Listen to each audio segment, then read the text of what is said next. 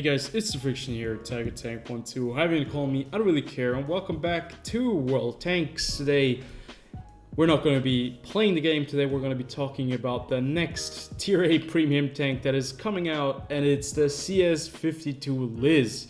And actually this time around, it's once more going to be a marathon. So you'll have 11 days starting from the 28th of August up until the 7th of September.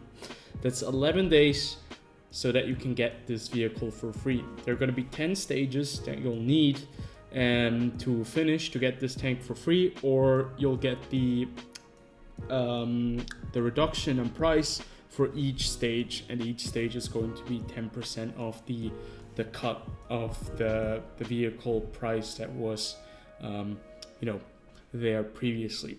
So what is the CS-52? It's obviously the Tier 8 Polish medium tank, the premium one that they had a HD model available already when the other Tier 8 or the other Tier 7, 8, 9 and 10, all the other tanks didn't really have an HD model yet, so we all knew that this was going to be coming out.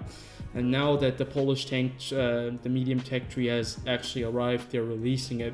Usually they do this before they release the tech tree, so I think probably there was just too much going on with the 10-year anniversary and all that stuff, so I think they just put it in afterwards. And I think a lot of people already got this Tier 10 tank, so they might not need the Tier 8 premium anymore, to train a crew. And I can get that as well. But I think the very first thing I just want to tell you guys before you, or maybe after you've watched this video, check out Wargaming's video on the LIS 52. This is not just some promotional piece, it's really, really well made. And I'm coming here from a neutral perspective. It is a promotional clip, obviously, for the tank, but it's a super fun and cool made, super cool looking video on this kind of tank. And I mean, even if you do not buy it, you can still enjoy this, or if you don't go for it, you can still enjoy these clips, because they have put a lot of work into them, and I will definitely link it in the description below. Check it out because it's really well made. So the CS-52 LIS, here it is. This is the tank that we can get. As I already mentioned in a preview like a couple of weeks ago, this tank looks very similar to a T-44 or some other Soviet medium tank, and you can see the statistics right here. We're going to go through the characteristics of this vehicle real fast. First and foremost, you have 4 crew members on this tank. You're going to be running around with a 100mm gun, I think. Damn, why do they never tell you what kind of caliber the gun is? Because they only give you the average damage, the pen and the hit points of the vehicle. But I'm expecting a 100mm gun because it does 320 alpha damage, which is basically the same level as most other 100mm guns do have. And you can see right here, or maybe it's in firepower. Maybe I'm just really retarded. No, actually it is not designated anywhere. This is so weird because every single time I check it out, I have to guess. Usually my guesses are not too far off, but I think it's going to be a 100mm gun. So let's put it like that first and foremost. 208mm of pen at Tier 8. I think that's decent enough. Doesn't have the same pen as the Lorraine or other Tier 8 medium tanks, but obviously it does have the advantage that it's kind of more of a flanking medium tank. I think it's going to be the same playstyle as a lot of the other Soviet medium tanks. Aggressive, enough armor to withstand a couple of shots, but not enough armor to be good enough to fight against heavy tanks and all that sorts of stuff. So 1300 HP is also the same as a T-44 used to have. 50 kilometers going forward, that's pretty okay, I guess. 255 with APCR, as I imagine, but we can check it out in the firepower tab real fast. So the aim time is going to be 2.3 seconds, dispersion at 100 meters 0.36. So those numbers are all looking decent enough. APCR is the premium shell type, and 320 with standard shells and premium shells. Gun depression on this one is quite interesting if you compare it to the other Soviet tanks. 7 degrees, that's I think at least 1 or 2 degrees more than the Soviet counterparts. 35 shells in your magazine. That is, I think, enough. If it would be any less than that, might be a little bit too few rounds. But obviously 9.6 seconds reload time is quite a long time for a tier 8 medium tank, so keep that in mind. 320 alpha, 9.6, so it actually might even be a bigger caliber, but I'm not sure. I think it's 100 millimeter, so don't quote me on that. We'll see when it, you know, is live on the server.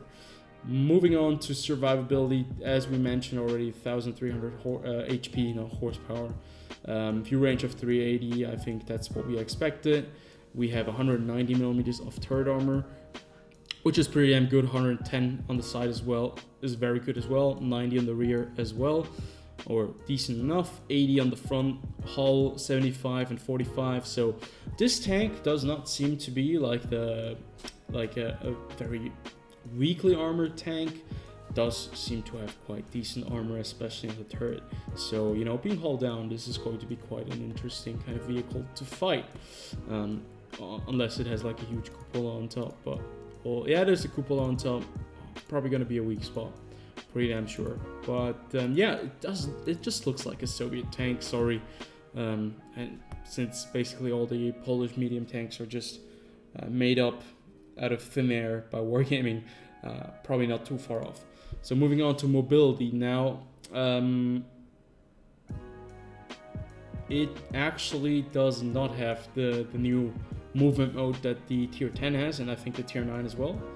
And that is quite weird, because I thought that they would actually introduce a premium tank with the same mechanics. So it just has like the 50 kilometers top speed going forwards, 20 kilometers top speed going backwards. So yeah, it does not seem to be super overpowered in the mobility sense. So generally speaking, all the statistics kind of point towards the T54, the T44 100, just not with the same kind of reload timer.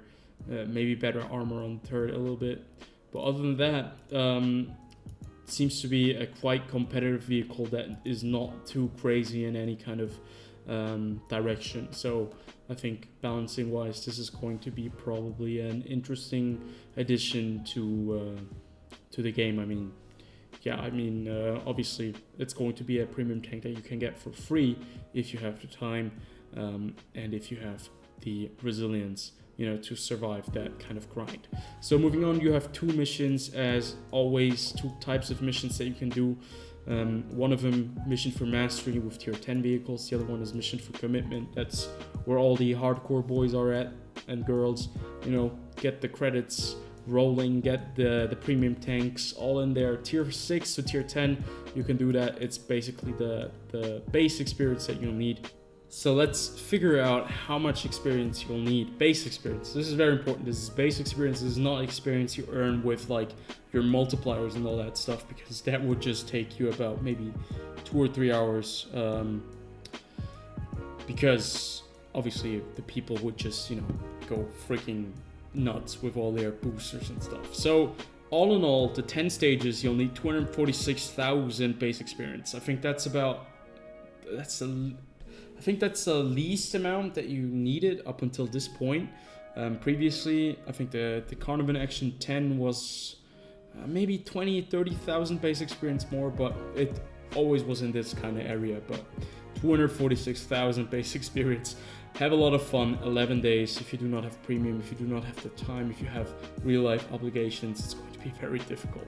And I think the mission for mastery, like the very first couple of stages look pretty okay. They look all doable, and then you get like just ridiculous kind of points where you, you know, actually they seem to be quite okay. High caliber for the tier 8 stage, 25 times place 1 for most damage cost in tier 10. Yeah, that's gonna just take a long time. And then 30 times top place for the experience earned. Yeah, that it's going to take so long. You guys know these kind of challenges. This is just typical wargaming, and they make them shorter so that the people really have to take out their wallets. But I mean, in the end, you still get a much cheaper tier 8 premium tank if you just play a little bit. I always do it like this. I play a little bit just for my enjoyment, and then when I get like to stage 5, stage 6, I get the vehicle for 50-60% off, and I also get the additional kind of rewards that they add right here. So these are all the stage rewards you'll get, and as you can see, what has ended up happening is that I think they reduced like the rewards a little bit, because now you get a lot of these, what do you call them?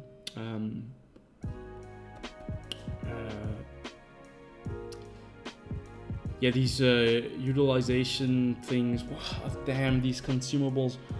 I just forgot about it. If your crew is not trained, you can just use them.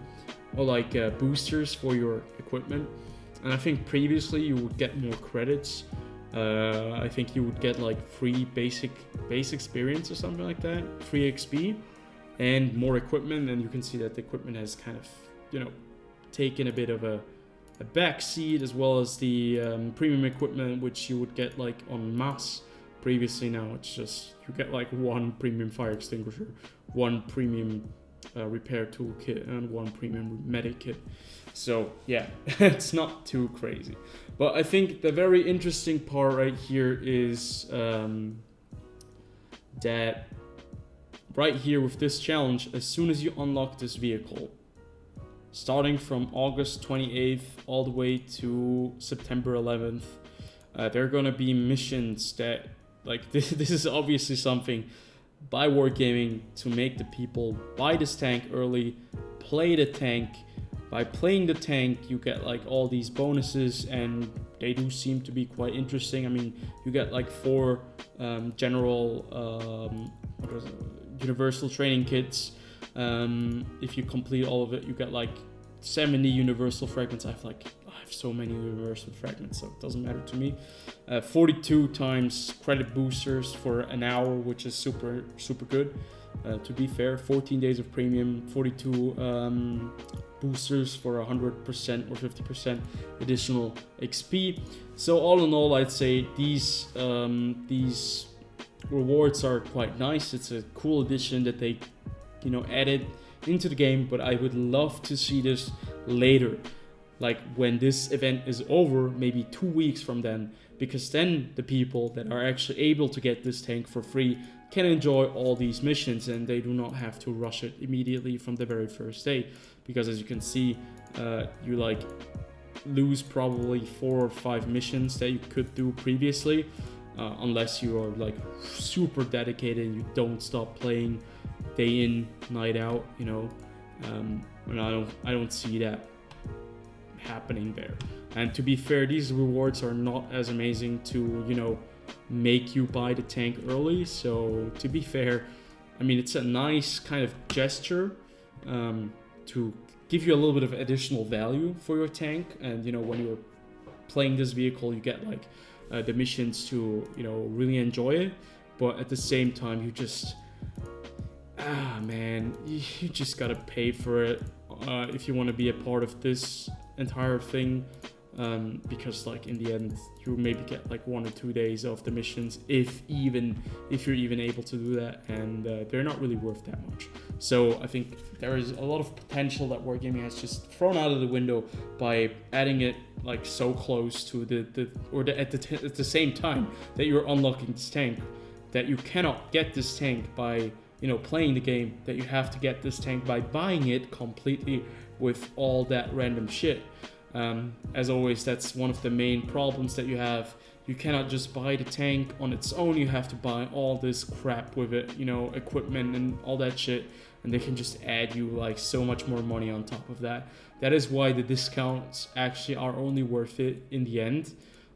Because like you have already unlocked this stuff, you're basically just paying for the 300,000 credits, and all you want to do is get the vehicle and then grind the credits with the vehicle. But that is another topic all by itself. I just think that the video that they made is super fun. It's cool, it's well made. The tank is okay from the statistics as I'm looking at it. I haven't played it. If I'm gonna get it, you guys will get a review probably pretty damn soon. And other than that, yeah, it's another event, another one of them marathons that a lot of people, or most people, will not be able to finish because of very much of the time consuming element. Yeah, I just hope that they make it a little bit less grindy, but I think the community is used to it now, which is kind of a bad sign.